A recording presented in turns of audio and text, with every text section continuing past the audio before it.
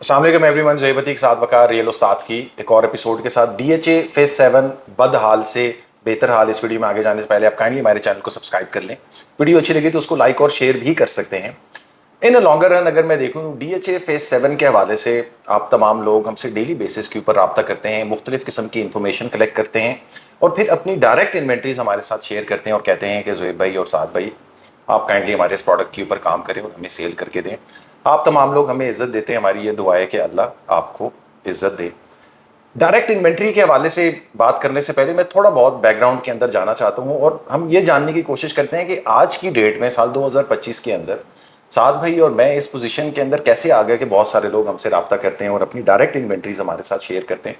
इसके पीछे एक बहुत बड़ा प्रोसेस है जो कि हम साल 2019 से इसके ऊपर कामकाज कर रहे हैं। साल 2019 से आप अगर हमारे चैनल पे पहली वीडियो देखेंगे तो वो डीएचए वैली के हवाले से 2019 में डीएचए फेज 7 की जो सिचुएशन थी वो ये थी कि बहुत ज़्यादा कन्फ्यूजन थी इस प्रोजेक्ट के अंदर।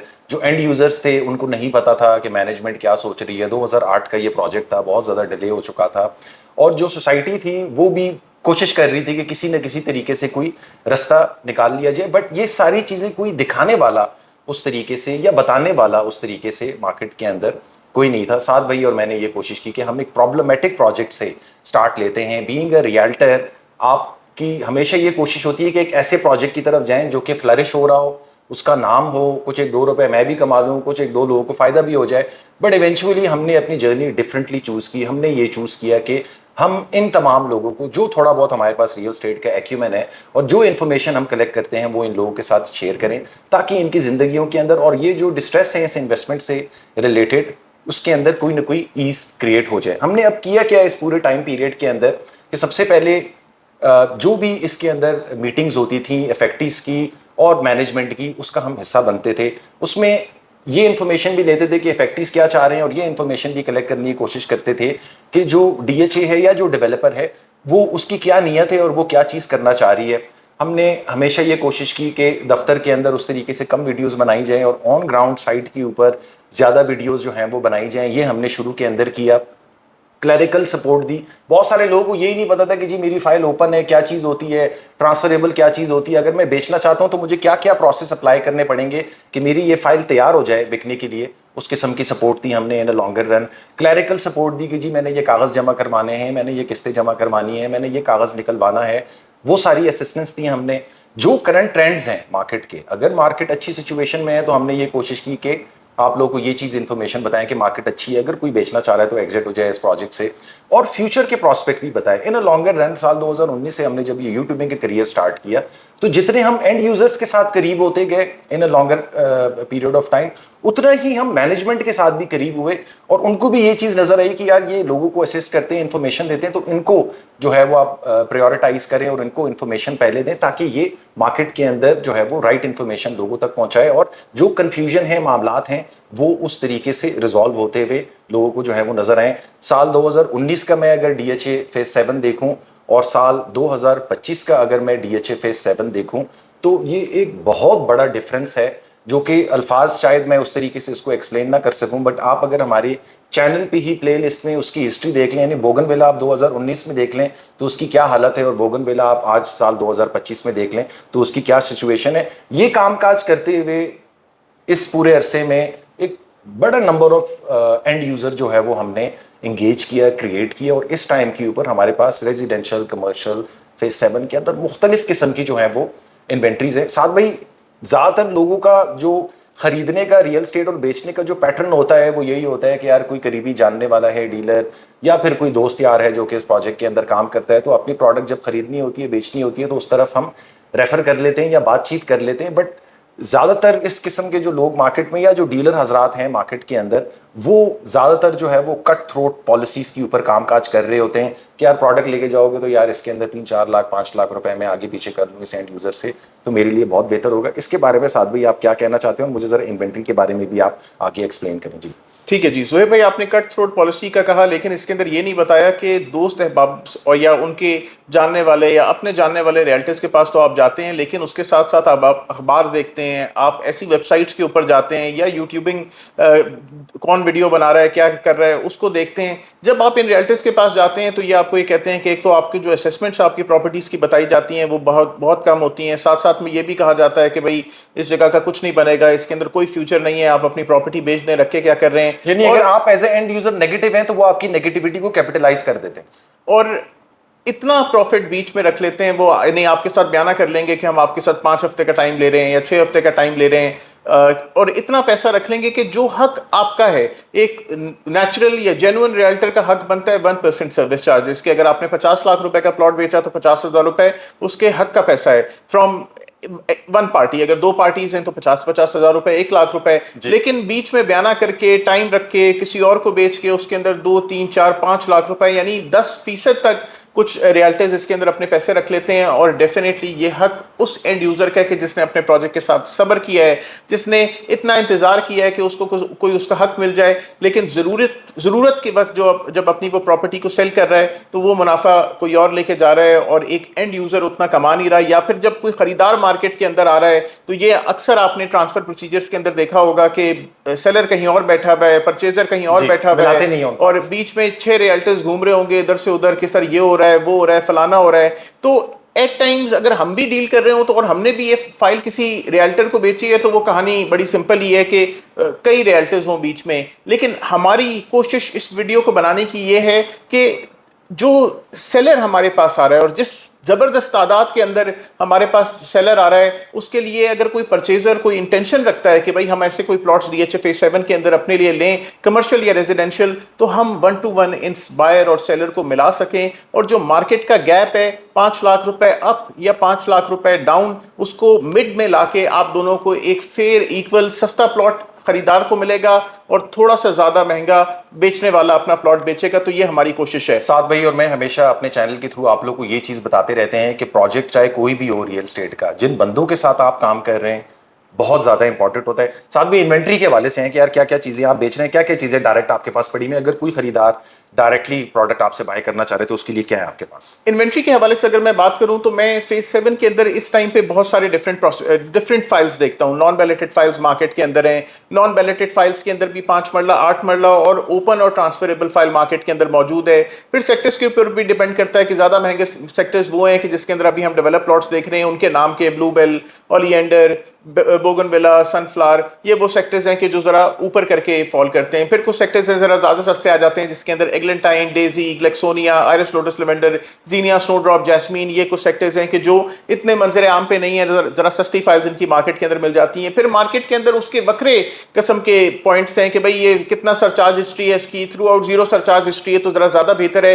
तो ये भी एम्बिग्विटी क्रिएट करने के लिए काफी है। फिर अगर मैं बैलेटेड फाइल्स की तरफ आऊं तो बैलेटेड फाइल्स के अंदर बड़ी सब्सिक्वेंट बैलेट्स हमें नजर आती हैं। बैलेट हमें फर्स्ट बैलेट नजर आता है, सेकंड टू फोर्थ नजर आता है। अब सेकंड टू फोर्थ की भी एक कहानी है, सिर्फ सेकंड नजर आता है, थर्ड, फोर्थ, फिफ्थ और सिक्स बैलेट नजर आता है। और अगर इन सारी फाइल्स के भी बहुत डिफरेंट किस्म के वेरिएबल किस्म के मार्केट के अंदर हमें रेट्स नजर आते हैं। अगर आपके पास सिर्फ सेकंड बैलेट फाइल है तो मार्केट आपको एक्सप्लॉइट करने की कोई मुमकिन सूरत नहीं छोड़ती। जिसके पास सेकंड बैलेट फाइल है, मेरा मशवरा उस बंदे को ये कि आप अपनी सेकंड बैलेट फाइल को होल्ड कर लें और उसके SDC अदा कर दें, क्योंकि ये फाइल डेफिनेटली बैलेट होगी जब DHA ने आपसे एक्स्ट्रा 5 मरले में 3 लाख रुपए और 8 मरले में 4.25 लाख रुपए ले लिए हैं, तो वो डेफिनेटली आपके प्लॉट को बैलेट करेंगे और जल्द आपका प्लॉट बैलेट होके आपको कुछ बेहतर रकम उसके ऊपर मिलना शुरू हो जाएगी। अगर मैं फर्स्ट और सेकंड टू फोर्थ बैलेट की बात करूं तो इसके अंदर कुछ प्लॉट्स हमें बकब्जा नजर आते हैं जिनको पोजेशन और कंस्ट्रक्शन लेटर मिल गया है, और सब्सिक्वेंटली हमें थर्ड, फोर्थ, फिफ्थ और सिक्स बैलेट के अंदर जिनको पोजेशन अभी तक नहीं मिली। हाँ, बोगनविला एक वाहिद ऐसा सेक्टर है कि अगर आपके पास फिफ्थ बैलेट फाइल भी है, अगर आप बेहतर लोकेशन के ऊपर लोकेटेड थे, या फोर्थ बैलेट फाइल भी है, तो हो सकता है कि उसको पोजेशन और कंस्ट्रक्शन लेटर मिल गया हो। अब ये भी एक एम्बिगुअस चीज है और एम्बिगुइटी क्रिएट करती है मार्केट के अंदर। इस टाइम के ऊपर मैं अपने एंड यूजर्स को या देखने वालों को सजेस्ट ये करता हूं कि आप बकब्जा प्लॉट्स को में इन्वेस्ट करें, ऐसे प्लॉट्स में इन्वेस्ट करें कि जिसके अंदर आज जमीन के ऊपर आप अपने प्लॉट के ऊपर जाके खड़े हो सकें, DHA की तरफ से पोजेशन और कंस्ट्रक्शन लेटर आपको मिला हुआ हो। और अगर आप कभी भी साल, 2 साल, 3 साल, 5 साल में घर बनाने का इरादा रखते हो तो कोई भी बंदा उसके ऊपर अपना घर कायम कर सके, अपना घर बना सके। और कमर्शियल्स के अंदर भी अगर मैं बात करूं तो हमें कमर्शियल नॉन बैलेटेड ओपन भी मिलते हैं, बैलेटेड भी मिलते हैं। बैलेटेड के अंदर कुछ कमर्शियल्स अनडेवलप्ड हैं, कुछ कमर्शियल्स डेवलप्ड हैं। अगर जिस तरीके से मैं आपसे कह रहा हूं कि आप बकब्जा रेजिडेंशियल प्लॉट्स लें, अगर आप 5 मरले की बात करें तो मेरे पास 3 प्लॉट्स इस टाइम के ऊपर बकब्जा लिली ब्लॉक के अंदर पड़े हुए हैं। मेरे पास 8 मरले के 2 बकब्जा प्लॉट्स ओलियंडर ब्लॉक के अंदर पड़े हुए हैं, और दोनों ये मेन बुलेवर्ड्स के प्लॉट हैं। एक रोड 6 के ऊपर वाक़ई है और एक रोड 10 के ऊपर वाक़ई है।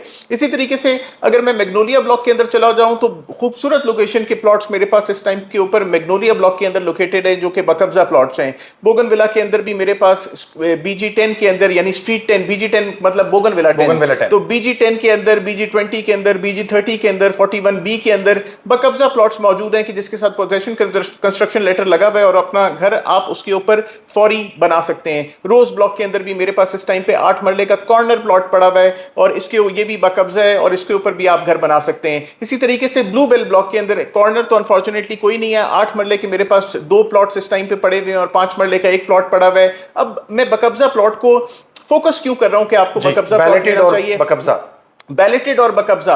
मैं बकब्जा प्लॉट के ऊपर आपको इसलिए फोकस कर रहा हूं कि वो तमाम बकब्जा plot first ballot, second to fourth ballot, ये इसमें ज्यादातर आ रहे हैं। बकब्जा प्लॉट को इसलिए प्रेफर कर लें क्योंकि अगर आप एक बैलेटेड लेकिन 4th, 5th, 6th बैलेट का अगर प्लॉट लेते हैं, 6th बैलेट मुनक्कद हुई थी तकरीबन दिसंबर 2023 के अंदर, 2 साल की इंस्टॉलमेंट अभी तक इसके ऊपर जा चुकी है, 2028 तक इसकी इंस्टॉलमेंट आगे चल रही है। अगर आप 25 लाख रुपए का एक 5 मरले का 6th बैलेट भी प्लॉट उठा लेते हैं तो उसके ऊपर ऐसे 4 लाख रुपए होंगे कि आपने वो 4 लाख रुपए सब्सिक्वेंटली अदा करने हैं, और फिर उसके बाद जब भी कभी वो प्लॉट तैयार होगा तो आपको मिल जाएगा।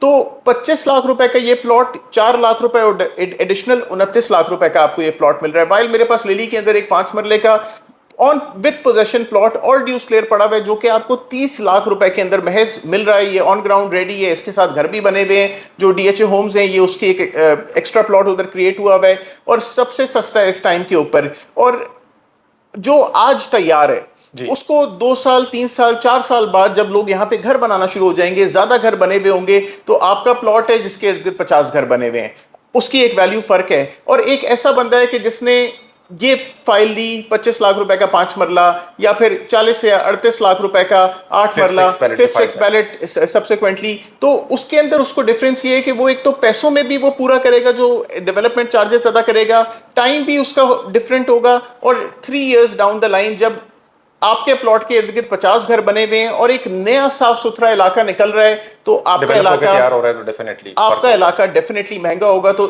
इस सस्ते टाइम के अंदर, ये मार्केट महंगी नहीं है, बिल्कुल सस्ते टाइम के अंदर एक एंड यूजर को प्रेफर करना चाहिए कि वो बकब्जा रेजिडेंशियल 5 मरला 8 मरला प्लॉट्स DHA फेज 7 के अंदर अपने लिए उठा ले।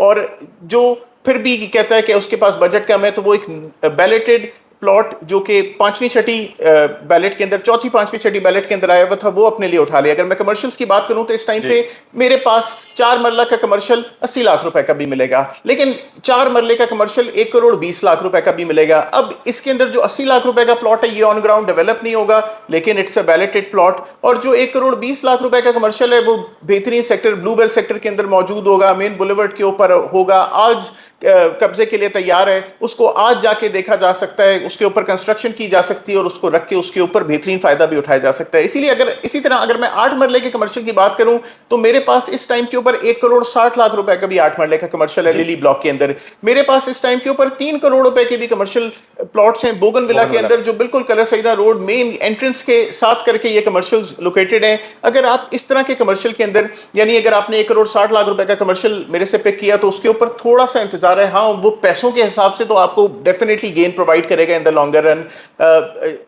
इन कंपैरिजन विद रेजिडेंशियल इसका प्रॉफिट बहुत ज्यादा होगा। लेकिन जो आज बकब्जा प्लॉट आप लेते हैं उसके ऊपर फर्स्ट मूवर एडवांटेज को हासिल करते हुए आज अपना कोई कमर्शियल प्लाजा वहां पे बनाया। मैं देख रहा था कि DHA फेज 5 के अंदर एक्सप्रेस वे कमर्शियल्स पे जिन लोगों ने सबसे पहले अपने कमर्शियल्स बना लिए, अभी DHA हेड ऑफिस वहां पे, अभी तक DHA हेड ऑफिस वहां पे स्टार्ट नहीं हुआ, वो अपनी कंप्लीशन की तरफ है। मैकडॉनल्ड स्टार्ट नहीं हुआ, वो भी अभी बन रहा है। नोवा केयर हॉस्पिटल स्टार्ट नहीं हुआ, वो भी अभी बन रहा है। तो बैंक्स ने पहले ही अपनी जगह सिक्योर कर ली है कि भाई फलाने प्लाजे के अंदर UBL आ रहा है, फलाने प्लाजे के अंदर कोई और बैंक आएगा। ब्रांड्स पहले ही इस तरह के कमर्शियल्स को पिक कर लेते हैं, तो फर्स्ट मूवर एडवांटेज किसी भी इलाके के अंदर बेहतर होती है।